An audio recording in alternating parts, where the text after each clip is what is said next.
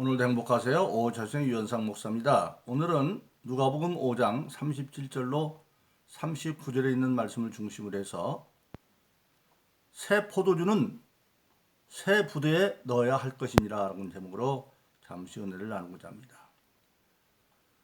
우리가 믿는 하나님의 순들이 하나님은 절대 사랑의 아버지 하나님이십니다. 그 하나님의 사랑의 증거가 바로 유일하신 증거 예수 그리스도입니다. 그래서 우리가 아는 것처럼 요한복음 3장 16절 18절에서 하나님이 세상을 이처럼 사랑하사, 이때 세상은 사람입니다. 하나님이 사랑했다는 건 사람들을. 그런데 아담과 아담의 모든 후에는 사실은 하나님 앞에 사랑받을 자격이 잃어버린 사람들이에요. 이미 창세기 3장에서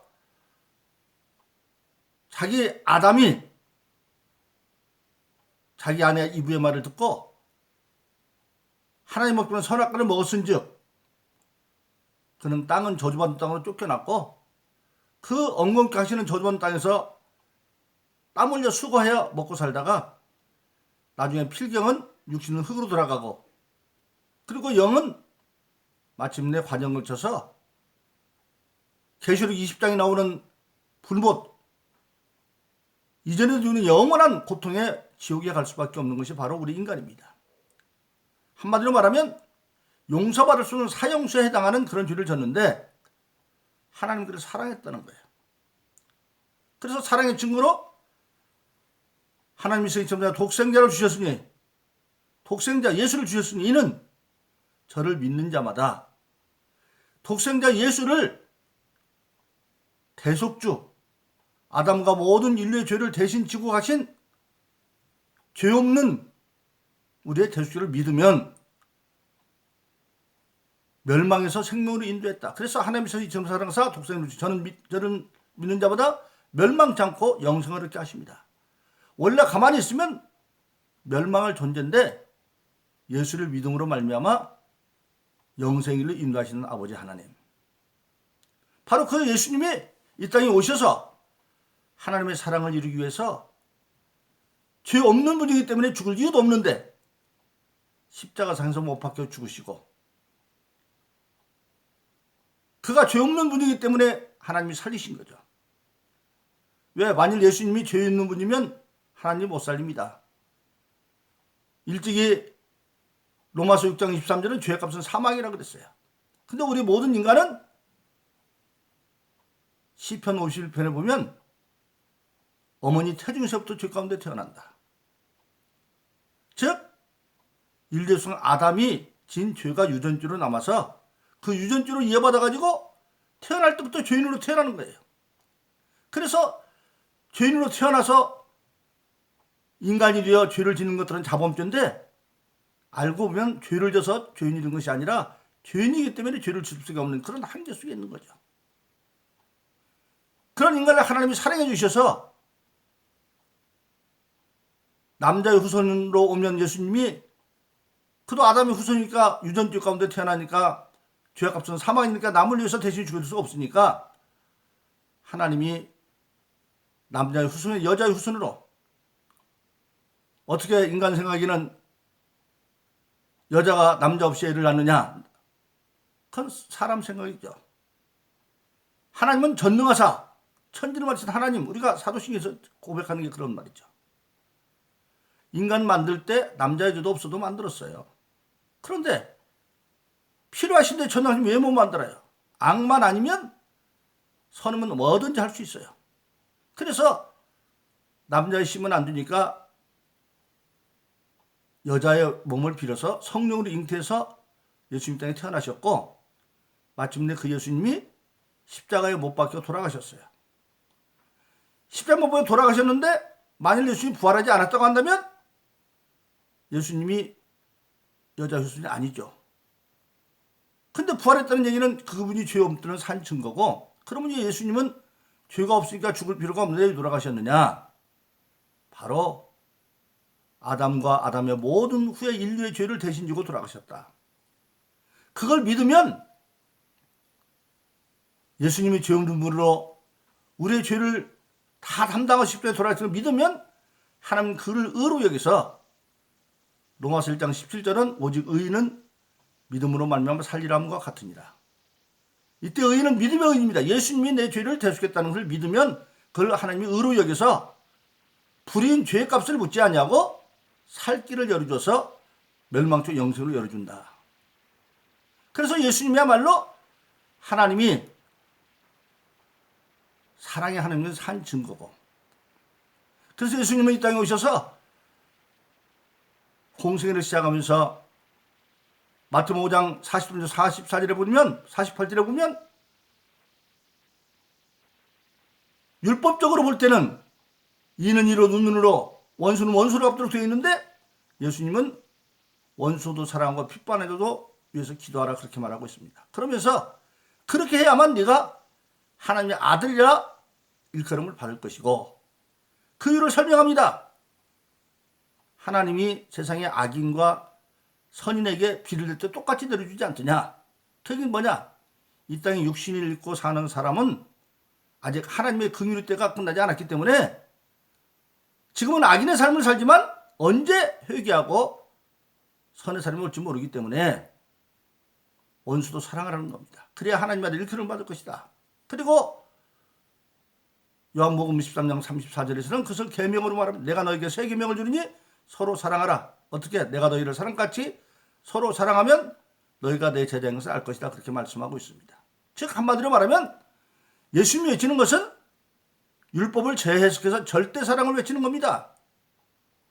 그러니까 그 당시 바리새인과 서기관들이 따지고 달라는 게 있죠. 그럼 율법을 폐하는 거 아니냐? 예수님은 마태복음 5장 17절에서 말합니다. 내가 율법이나 선의를 폐하는 것이 아니라 완전케 한다. 그러면 율법을 폐하는 거 아니라 완전케, 뭔가 율법은 부족하다는 얘기죠. 로마서 6장에 보면, 로마서 7장 12절이면 죄송합니다. 로마서 7장 12절에 보면 율법과 계명도 거룩하고, 왜? 거룩한 하나님으로부터 주어졌기 때문에. 또 율법과 계명은 의롭고, 죄가 아닌 의로운 선한 의롭고, 그리고 선하다고 말했어요. 그런데 이 율법은 뭐냐? 10계명이 율법이죠. 근데 행동으로 보면 할 것과 하지 않을 것을 정해놨어요. 내 앞에 다른 신 두지 말아라. 하지 말라는 거죠. 우상 섬기지 말아라. 하지 말라는 거죠. 내 이름 망령들 일컬지 마. 하지 말라는 거죠. 안식일을 거룩히 하라는 겁니다. 내 부모를 공경하라 하라는 겁니다. 살인하지 말라 하지 말라는 겁니다. 간음하지 마 하지 말라는 겁니다. 즉 할 것과 하지 말 것이 있는데, 죄는 뭐냐? 할 것을 안 하면 죄고 안 할 것을 하면 죄입니다. 근데 그걸 죄면 이제 죄가 정해진 심판을 정죄받으면 죄의 값은 사망이라 그랬으니까 다 죽을 수밖에 없어요. 한마디로는 다 지옥 갈 수밖에 없어요. 그런데 그러니까 율법도 거룩하고 율법도 선하고 율법도 의로운데 율법에 뭐가 없느냐? 한 번 죄를 짓고 나면 사망을 벗어날 방법이 없어요. 즉 율법에는 용서가 없습니다.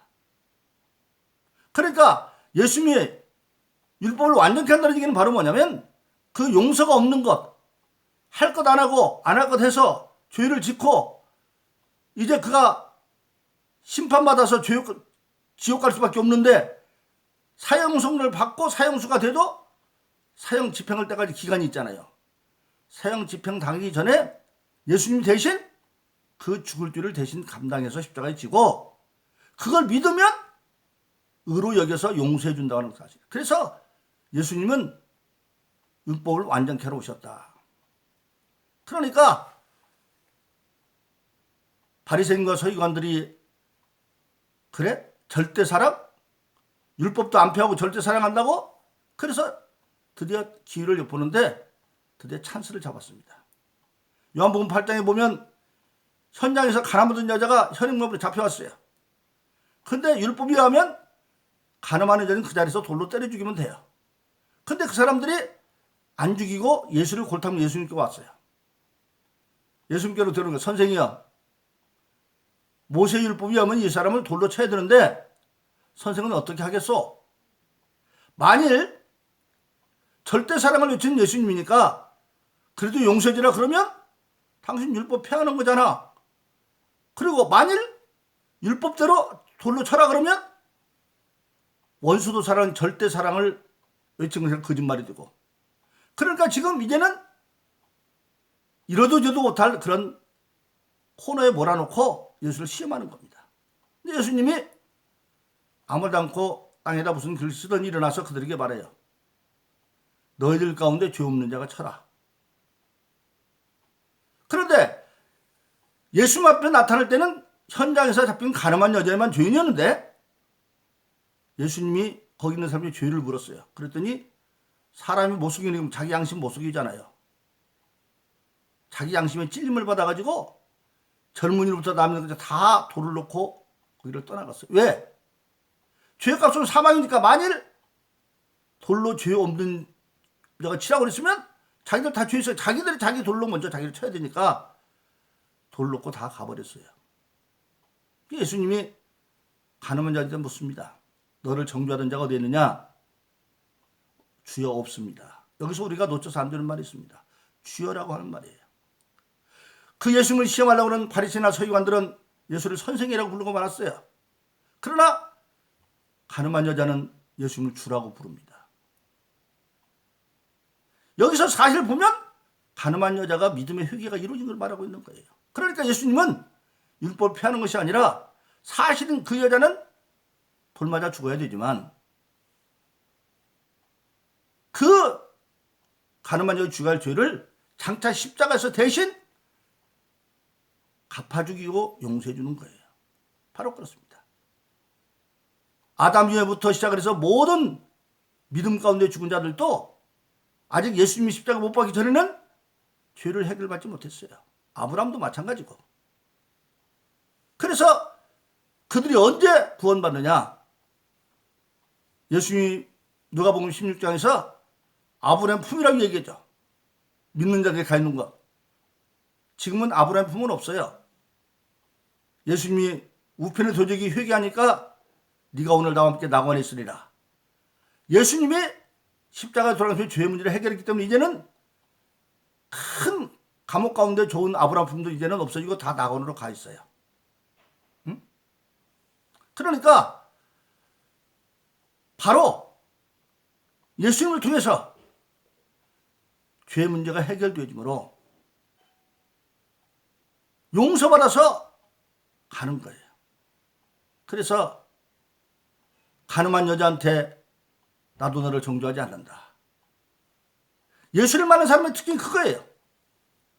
베드로가 밤이 맞도록 고기 잡아서 한마디 못 봤지만 예수님이 나서 무엇을 가르치고 깊은 데 가서 그물을 던지라 그랬어요. 근데 그 시간은 첫째 갈릴리 바다는 밤에 고기를 잡는, 왜냐하면 물이 너무나 맑아가지고 낮에는 사람 그림자보다 고기가 도망가니까. 그러니까 이미 해가 돋았기 때문에 고기 잡을 시간도 아니고, 또 아직도 떼약볕에 쨍쨍 내렸지만 거기는 일교차가 심해서 낮에는 너무 더우니까 고기들이 깊은 물가에 들어가 있어야 되고, 밤이 되면 또 갑자기 날씨가 더워지면 오히려 깊은 데가 찬물이니까 좀 따뜻한 낮은 데로 나오면 밤에 낮은 데에서 고기를 잡는 건데, 아직 떼약볕이 쨍쨍 내리지 않았으니까 있으면 고기가 낮은 데 있어야 돼요. 그런데 고기 잡을 시간도 아니고 장소도 틀렸지만 예수님이 뭔가를 가르쳤어요. 그리고 난 뒤에 가서 그물을 던져라. 그랬더니 베드로가 반신반의해서 그러죠. 우리가 밤이 맞도록 그물을 한 마리도 못 잡았는데 선생님 말씀에 의지해서 던져보죠. 반신반의 던졌어요. 그랬더니 두 배를 가득 채우니까 베드로가 나오자마자 엎드려 절하면서 주여 나를 떠나서 나는 죄인입니다. 예수님을 선생해서 주로 바꿔 불러요. 거기서 우리는 뭘 알 수 있습니까? 예수님께서 무엇을 가르쳤느냐? 죄에 대해서 가르친 거예요. 인간이 아무리 노력을 해도 스가랴서 46절인 것처럼 죄를 주관하는 마귀가 방해하면 그렇게 골탕 먹을 수 있어요. 근데 예수님이 오신 것이 바로 그 마귀를 멸하러 오신 거예요. 그래서 요한일서 3장 8절은 죄를 짓는 마귀가 익숙하나니 하나님의 아들이 오신 것은 마귀를 멸하러 왔다. 그래서 베드로가 주라고 부르잖아요. 삭개오가 또 그렇죠. 어떤 사람인가 예수 만나러 가서 뽕 놓고 올라갔는데 예수님이 이미 그를 알아보고 삭개오 내가 자리하니까 내려오자마자 주여라고 바꿔 부르잖아요. 이 가늠한 여인이 바로 주여 불렀어요. 그 얘기는 믿음이 들어갔다는 얘기죠. 그래서 궁극적으로 율법은 정죄해서 사망으로 가지만 마태복음 22장 30절 40절은 그렇게 말하죠. 어떤 율법사가 예수님을 시험하러 가서 말합니다. 율법 중에 무엇이 가장 큰 거냐? 어떤 것이 크다 그러면 율법사는 그럼 나머지 것은 아무것도 아니냐 그렇게 책임을. 근데 예수님은 그때 어떤 것이 크다고 말한 것이 아니라 율법과 선자의 대강령을 말합니다. 하나님 사랑의 뜻을. 그래서 마음을 다하고 목숨을 뜻을 다하고 힘을 다해서 하나님을 사랑하는 게 첫 번째고 그와 같이 내 이웃을 내 몸처럼 사랑하는 것이 둘째 계명인데 이것이 모든 율법과 선자의 대강령이다. 바로 그렇습니다.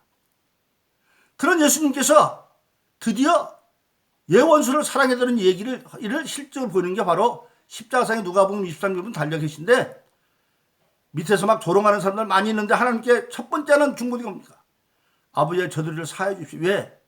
저들이 하는 짓을 저들이 모르고 저러고 있습니다. 저들이 하는 것 같지만 사실은 악한 마귀가 저를 사주하고 있다. 로마서에 있는 것처럼 불의의 병기가 되어 있는 거죠. 그러니까 저들도 하나님도 모르고 있으니까. 그러니까 그런 원수가 겉으로는 원수 같지만 마귀에게 하수인 됐으니까 원수를 이기려면 마귀를 어떻게 기도하는 것밖에 없잖아요. 하나님 능력 임해야 되니까. 그런데 그것을 예수님만 했으면 그건 예수님께 해야지. 그런데 예수님 일찍이 요한복음 14장 12절로 14절에서 나를 믿는 자는 너희도 내가 한다고 말씀했어요. 그리고 에베소 4장 13절에 보면 그리스도의 장사물에 충만해서 이를 수 있다고 말했어요. 그리고 사도행전 7장에 보면 스데반이 돌 맞아 순교하면서 똑같이 예수님처럼 주여 내 영혼 부탁합니다. 그리고 저들의 죄를 저들에게 돌지 말아달라고 얘기하고 있는 겁니다. 바로 그렇습니다. 오늘 본문의 말씀 새 포도는 새 부대에 넣어야 할 것이라 바로 이 새 포도주가 절대 사랑의 진리입니다. 예수님께서 요한복음 8장 30일 31일 말하기를 너희가 내 말에 가면 참 제자가 되고 어떤 말? 그 당시 바리새인의 서기관들 같은 그 진리의 말씀을 원수로 사람들 다 바꿨잖아요. 그 예수님 말씀 주면 참 제자가 되고 진리가 너를 자유케 하시다. 참 세포는 이 진리의 말씀이에요. 그걸 어디에 담아야 되느냐? 율법의 부대에 담아서 믿음의 부대에다 담으라는 거예요. 그래서 로마서 8장 1절 2절은 예수 그리스도 안에서 다시 오는 정죄함 생명의 성령의 법이 모든 사망과 몸에서 해방했다. 바로 그렇습니다. 오늘 저와 여러분들은 지금 그 진리의 말씀, 믿음 안에 있는 자유, 그 진리의 말씀을 어디에 담느냐? 절대 믿음 안에 담아야 되는 거예요. 그것이 새 포도는 새 부대에 담아야 된다. 율법 안에 들어가면 안 되는 거예요.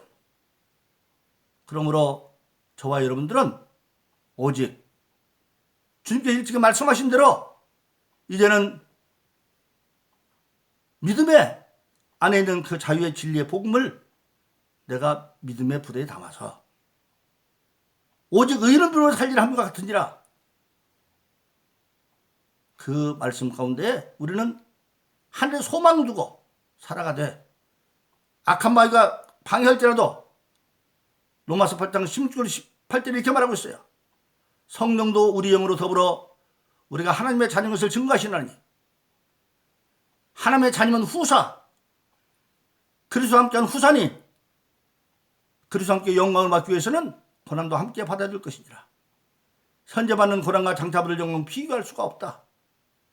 성령을 받았기 때문에 그런 믿음을 가지고 우리가 예수님 될 수 없지만 예수님 말씀처럼 예수님처럼 될 수 있다고 말했으니까 예수님이 십자가 지고 다 이루는 것처럼 우리는 예수님이 주신 자기 십자가를 지고 성령의 도움을 받아서 우리가 믿음의 진리를 가지고 새 포도를 새 부대에 담는 그런 신앙의 삶을 살아서 승리와 축복을 누리기를 예수 이름으로 축원합니다. 오늘도 행복하세요. 오 자유세상의 유현상 목사였습니다. 감사합니다.